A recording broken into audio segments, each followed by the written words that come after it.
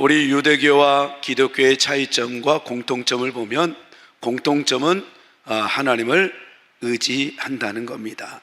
그리고 하나님의 말씀을 안다는 겁니다.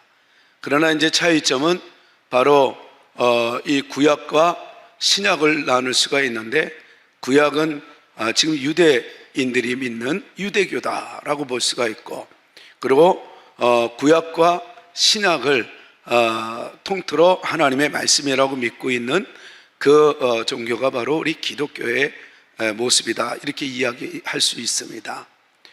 근데 오늘 우리는 추수감사주의를 보내고, 그리고 유대인들은 장막절이라는 이 절기를 보내는 시기입니다.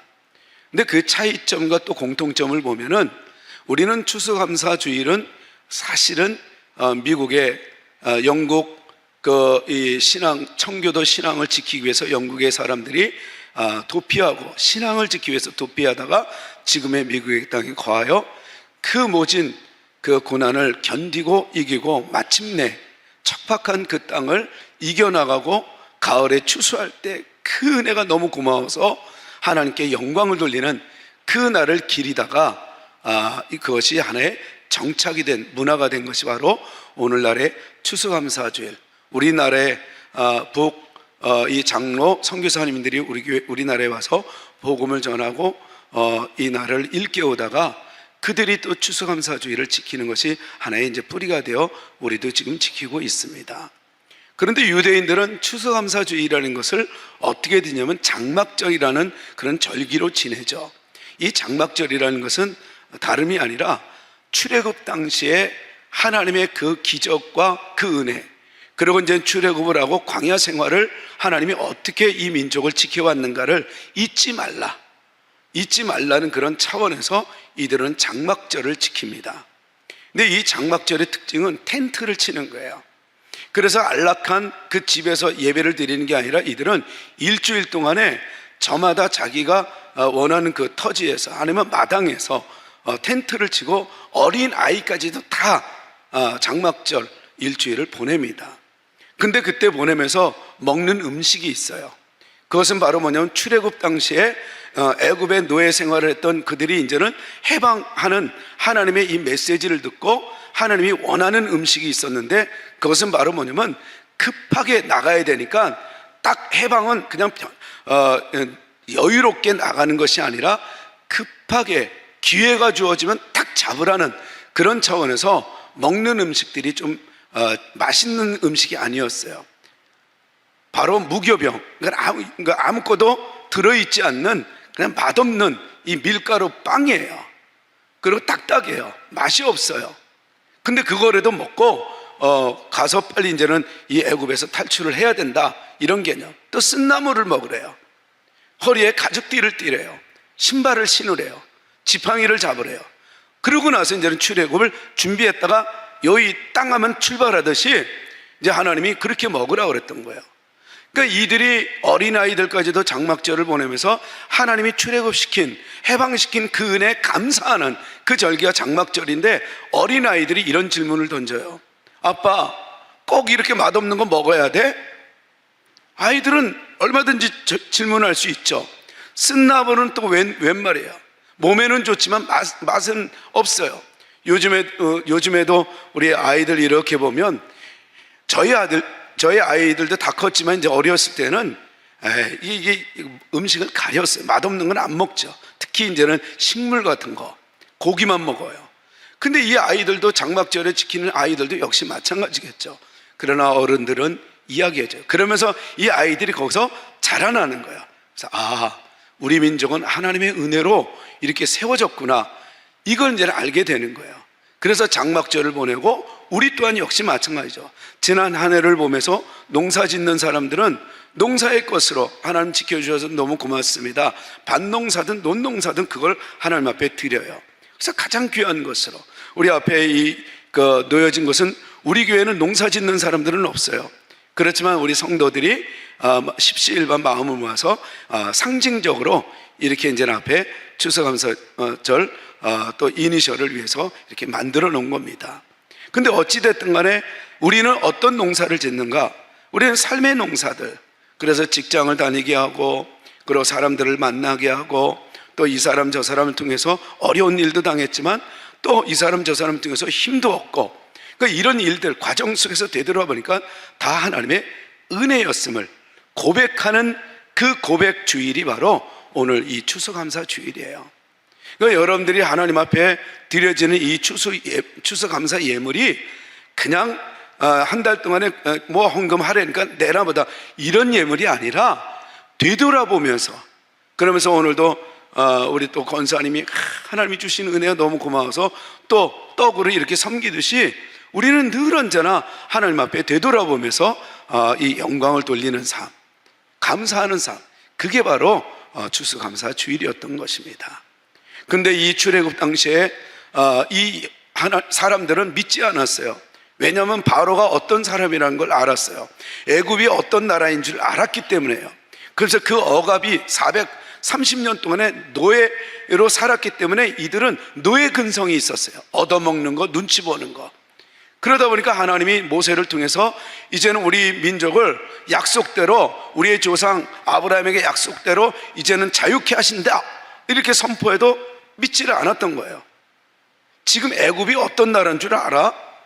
바로 왕이 어떤 사람인 줄 알아? 이런 의식들이 있었던 거예요. 그러니까 하나님이 그걸 확실하게 보여주기 위해서 내가 하면 돼, 내가 문을 닫으면 열 자가 없어, 내가 열면 닫을 자가 없어, 하나님은 그걸 보여줬던 거예요. 그래도 당장 눈에 보이지 않으니까 하나님은 모세를 통해서 10가지 재앙을 이 애굽에 내립니다. 자, 여기서 얘기 잘 들어야 돼요. 애굽에 내렸다는 이 단어, 이 선행사를 잊어서는 안 돼요. 그들에게 내린 것은 재앙이에요. 재앙. 그런데 고센 땅에 머문, 억압하고 있었던 이 고센 땅에 머문 이 이스라엘 백성들에게는 뭐예요? 10가지 재앙이에요? 축복이에요? 축복이에요. 그러니까 믿지 않는 자들에게는 하나님의 심판이고, 이 심판이 믿는 자들에게는 뭐예요? 상급이에요. 기대예요. 축복이에요.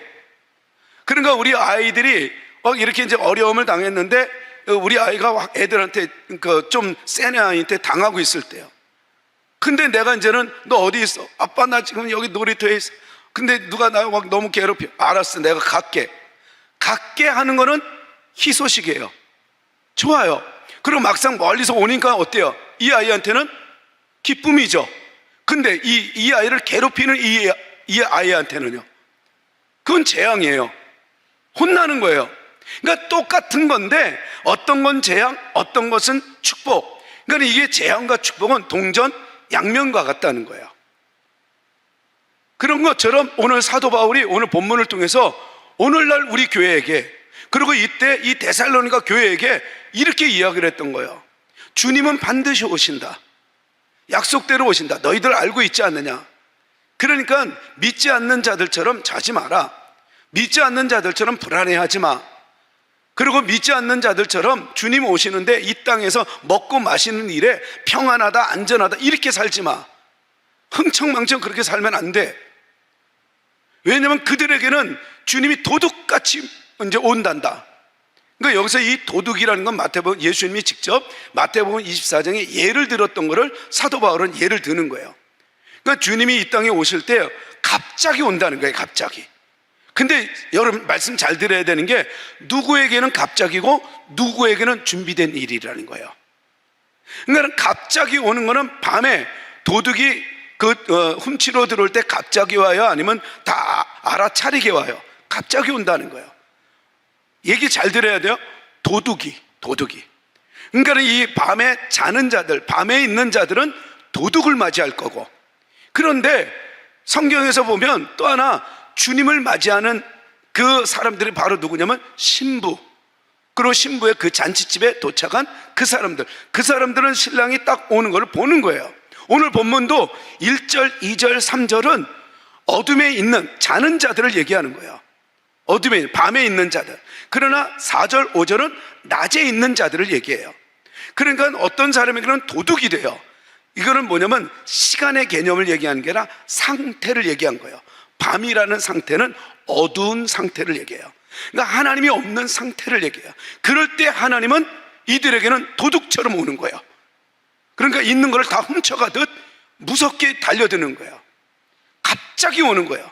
그런데 이제 3절에 보면 이 사람들의 특징은 뭐냐면, 에이 저 기독교가 얘기하는 저희 주님이 오신다는데 그게 어딨어 하고 평안하다 안전하다 이렇게 살다가 결국은 어느 날 주님이 재림하신다는 거예요. 또 하나, 주님이 갑자기 오듯 우리에게 또 하나 뭐가 있어요? 인생의 마지막은 개인의 종말이 있다는 거예요. 그러니까 개인의 종말이든 주님이 와서 우주적 종말이든 우리에게는 인생의 끝자락이 갑자기 도둑처럼 올 때가 있다는 거예요. 그래서 갑자기 어떤 사고로, 아니면 어떤 질병으로, 아니면 어떤 일들로 자기는 분명히 멀쩡했는데 갑자기 이런 어려움을 당할 수 있다는 거예요. 제가 지난 한 주간만 해도 그런 이야기를 들었어요. 어떻게 멀쩡한 사람이. 그리고 또 하나는 그때 여러분들에게 얘기했지만 이웃교회 그 부목사님이 아직도 깨어나지 못해요. 지금 2달이 넘었는데 갑자기 젊으신 분이에요. 42살. 갑자기 도둑처럼 와요. 다 뺏어가는 거예요. 그러니까 이거는 어둠에 있는 자들에게 해당되는 얘기예요. 그런데 주님이 오시는데 어떻게 오냐면, 낮에 오는 것은 뭐냐면 주님이 오시는 걸 안다는 거예요. 그러니까 진정한 그리스도인들은 주님이 오시는 것을 기대하고 있기 때문에 그러니까 징조들을 보고 준비한다는 거예요. 징조를 보고. 저는 여러분들이 주일마다 매주 나올 때마다 삶의 통찰력이 생겨서 늘 주님이 오시는 그날, 아니면 또 개인적으로 내 개인의 종말에 대해서 여러분들 두려워할 것이 아니라 그냥 기다리고, 그리고 준비하는, 그래서 하루를 살더라도 마지막처럼 살면서 기쁘게 살고, 그리고 감사하며 살고, 그리고 사람들에게 꼬이는 일들이 아니라 내가 오늘 마지막처럼 인생을 준비하는 것처럼 꼬였던 것을 다 풀고 서로 용서하고 위로하고 격려하는 그런 낮에 행하는 지혜로운 하나님의 사람들이 되시기를 주의 이름으로 축원합니다. 그러니까 낮이라는 것은 상태적인 것을 얘기한다면 빛 가운데 거한다, 하나님과 동행한다, 하나님의 말씀으로 산다, 이런 사람들을 얘기하는 거예요. 어떤 상황에서도 하나님을 믿는 자들을 얘기하는 거예요.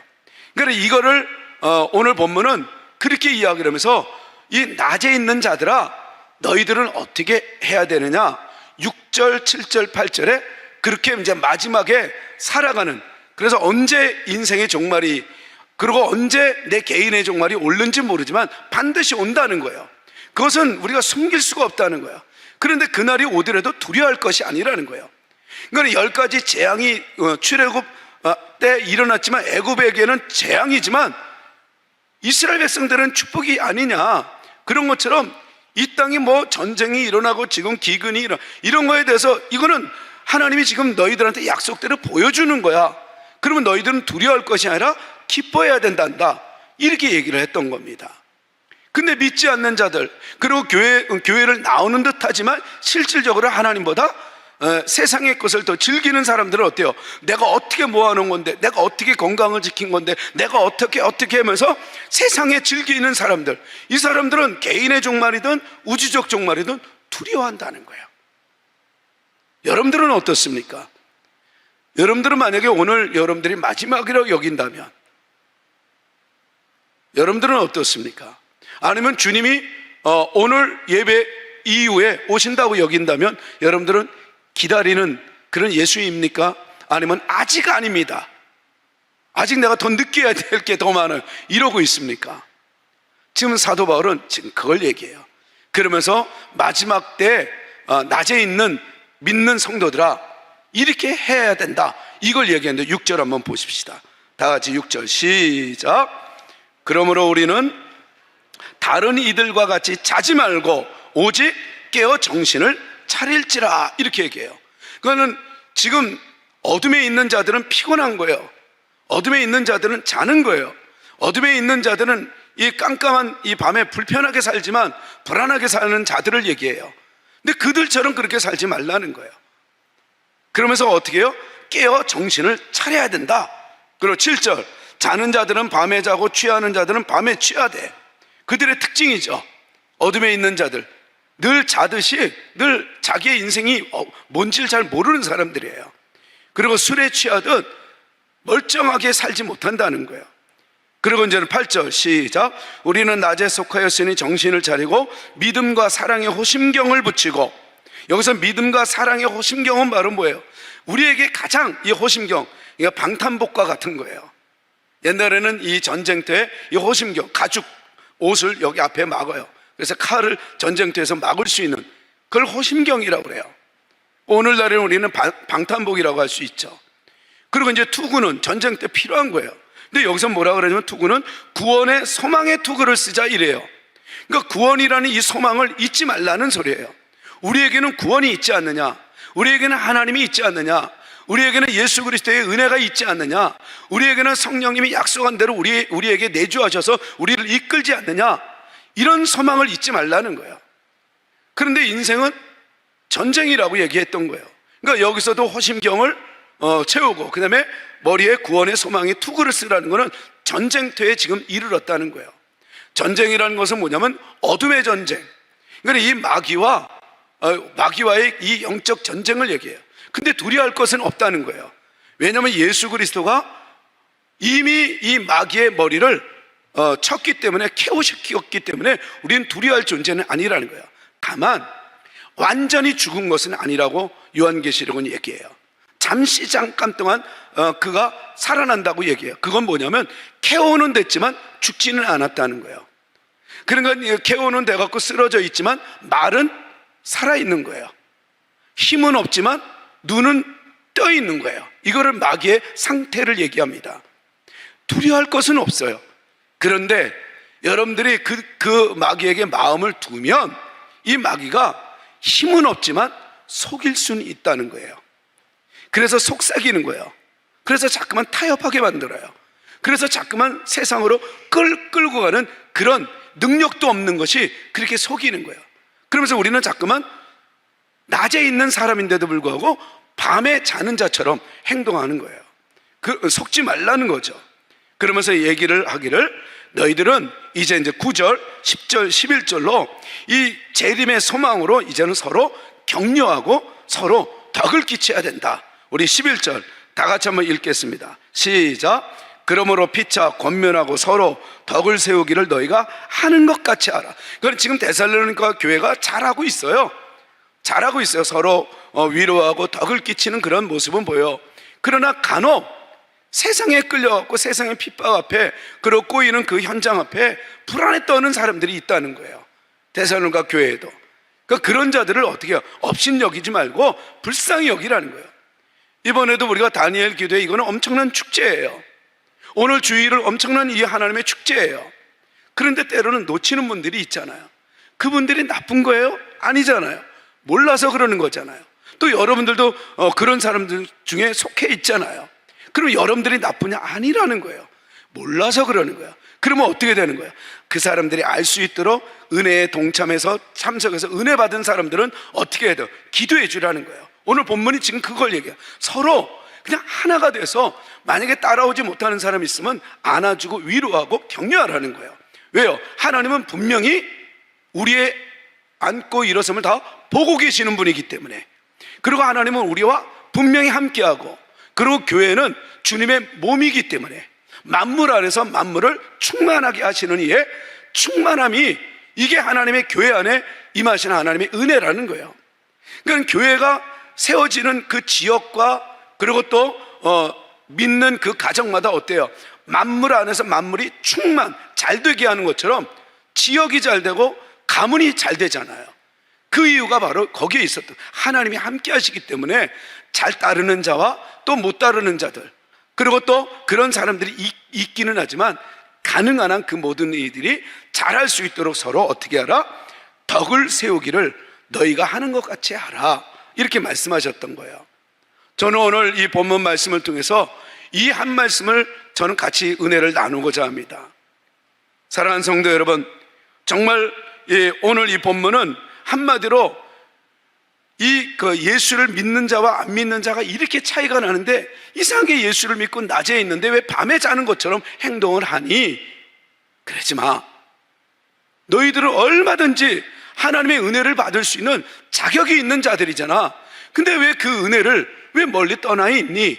이렇게 말씀하시는 이 말씀 속에서 우리에게 들려주시는 것은 바로 뭐냐면, 우리가 할 수 있는 것이란 아무것도 없다는 거예요. 특히 여러분, 할 수 있는 것은 구원에 관한 만큼은 어떤 것도 우리 인간은 할 수 있는 게 없어요.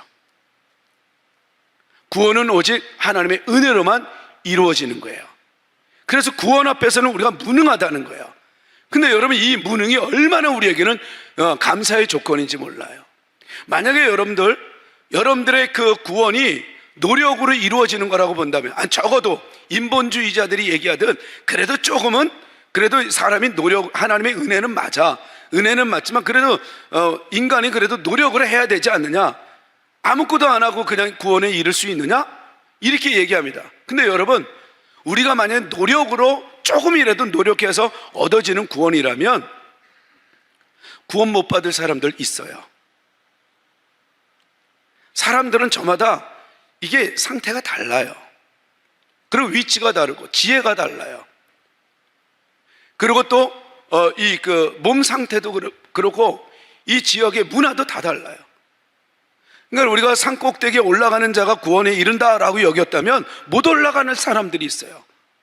그런데 하나님은 뭐라고 얘기하냐면, 너희들의 노력으로 말미암아 구원을 얻는 것이 아니라 하나님의 은혜로, 하나님의 선물로 구원을 얻게 되는 것이다, 이렇게 얘기했기 때문에 모든 민족, 어느 누구도 남녀노소를 막론하고 모두가 다 구원에 이르게 됩니다.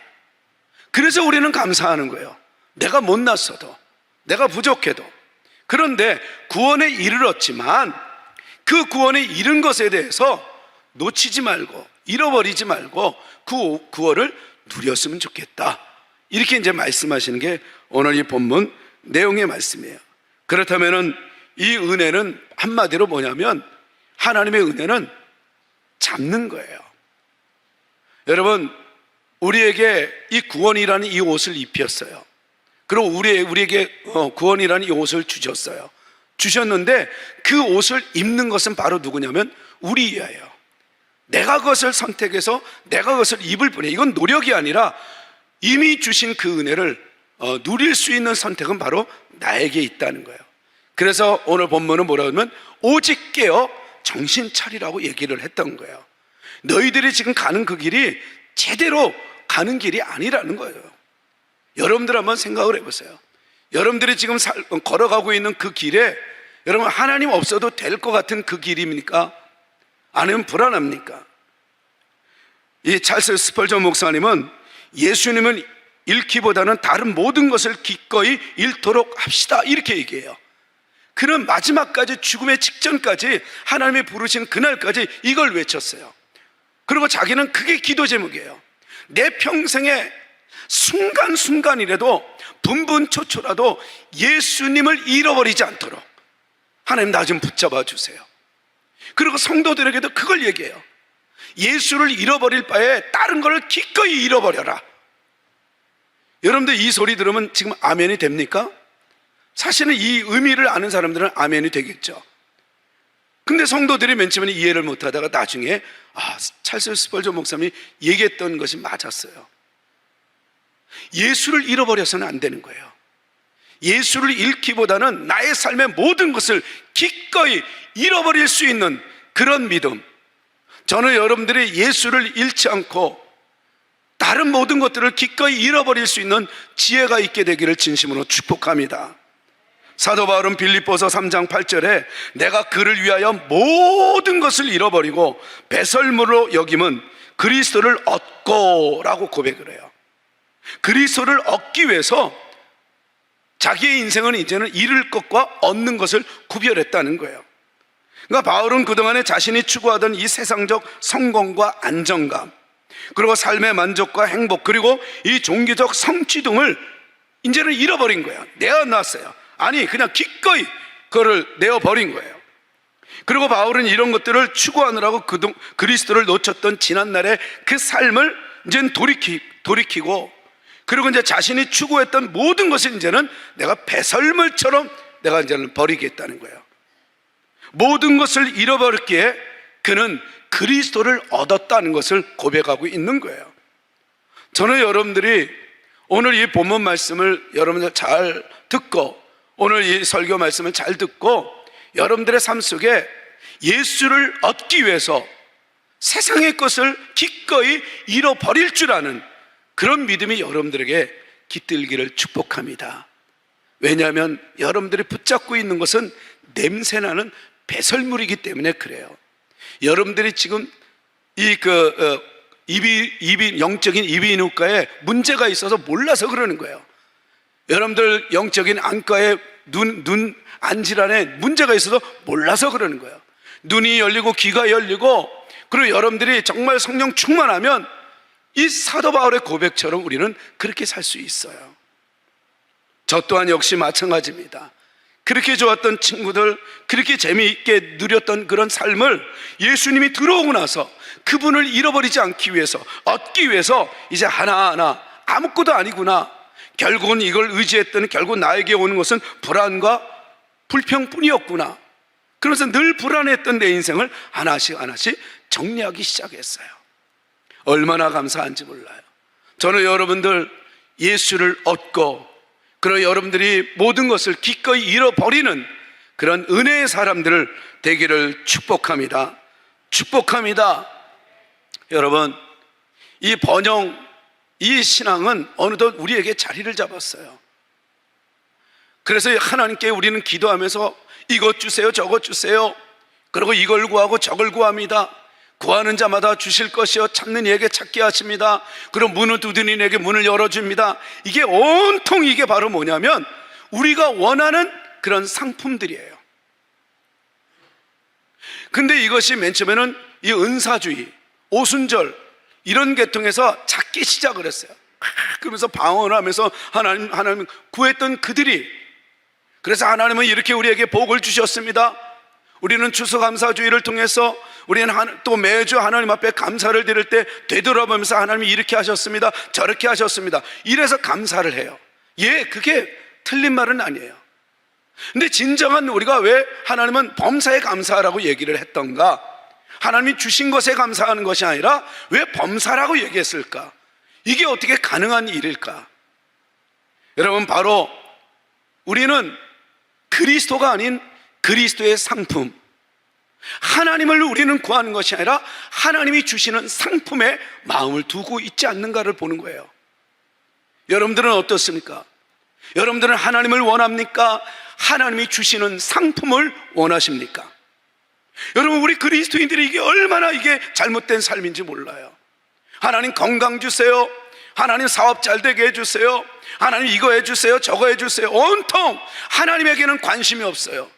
하나님이 이거 주시란 말이에요, 저거 주시란 말이에요. 이게 얼마나 위험한 이 신앙이고 우리를 불쌍하게 만드는지 몰라요. 하나님과 동행하면서도 여전히 그 하나님께 또 다른 것을, 내가 원하는 걸 구하는 것. 근데 여러분, 결코 이거 잊지 마십시오. 여러분들이 원하는 대로 하나님이 여러분들 주시지 않아요. 여러분들의 인생은 하나님이 원하는 대로 지금 하나님이 이끌고 있습니다.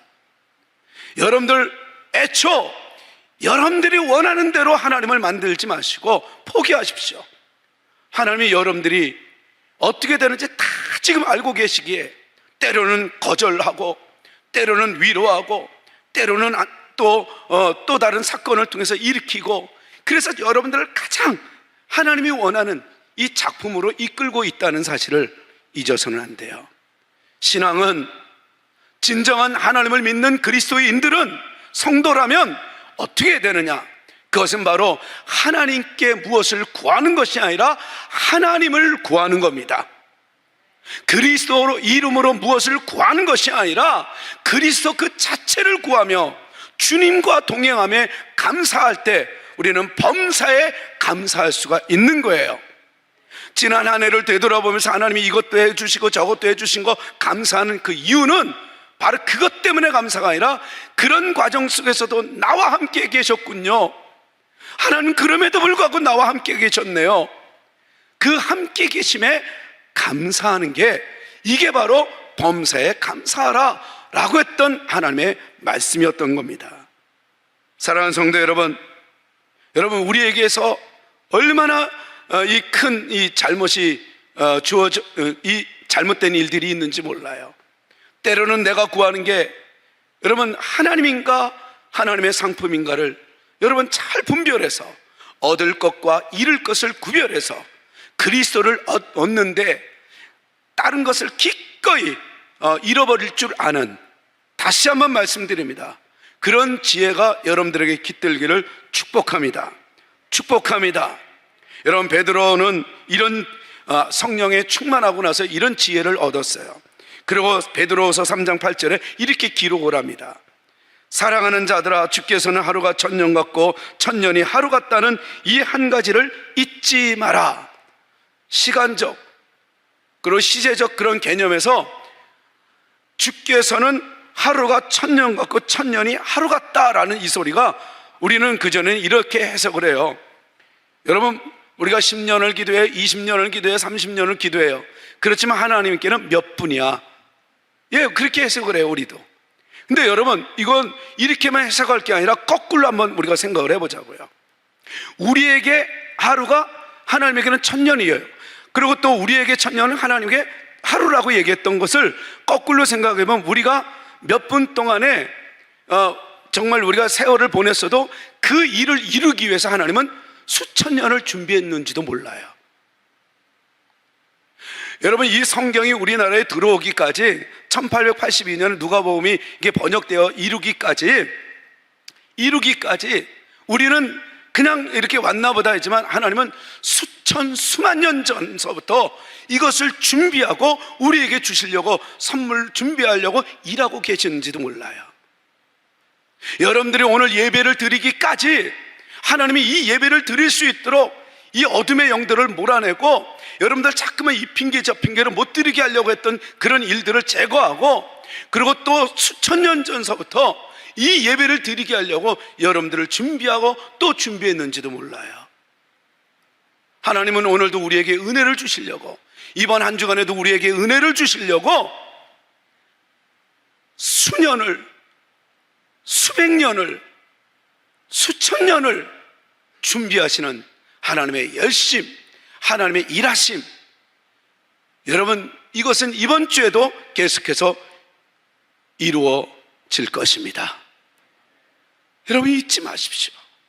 하나님의 은혜를 잊지 마십시오. 따라서 우리는 하나님의 일하심의 9절 말씀 다 같이 한번 보십시다. 다 같이 9절 시작.